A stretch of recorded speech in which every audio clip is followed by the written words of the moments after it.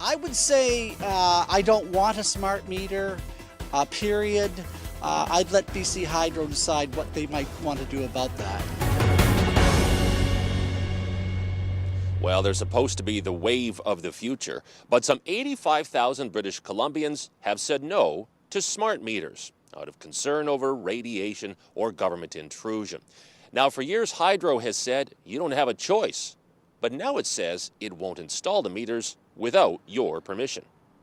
My policy on this all along is let's get through the whole 1.8 million customers, go back and respectfully have a conversation with those customers about the meters, see how many more take them, and then come back to me with the real numbers, and then we'll build a plan. I think what we have here is a government that's now backing away from its own policy because there's an election coming up. And I would guess that if the Liberals actually got returned to government, Mr. Coleman will tell Hydro to go ahead and install them everywhere. Now, the smart meter program is costing $1 billion, but Hydro says it will save money in the long run through detecting theft and outages.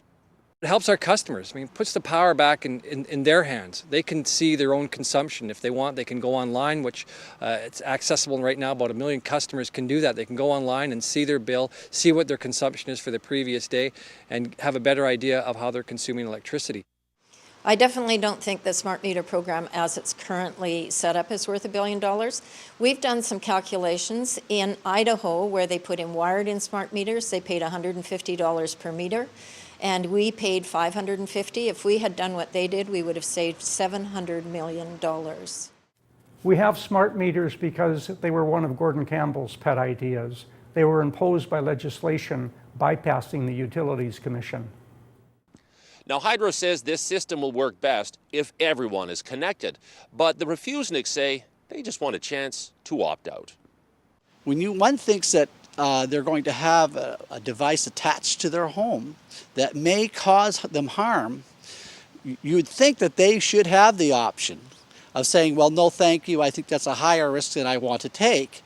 If we don't have public buy-in to a program by a Crown corporation that really limits the opportunities for choice, you need to be able to say to your customers, this is why we're doing this, and this is why we believe it's a benefit to the broader system. Hydro did not do that, the Liberals did not do that, and that's why there's confusion on this file.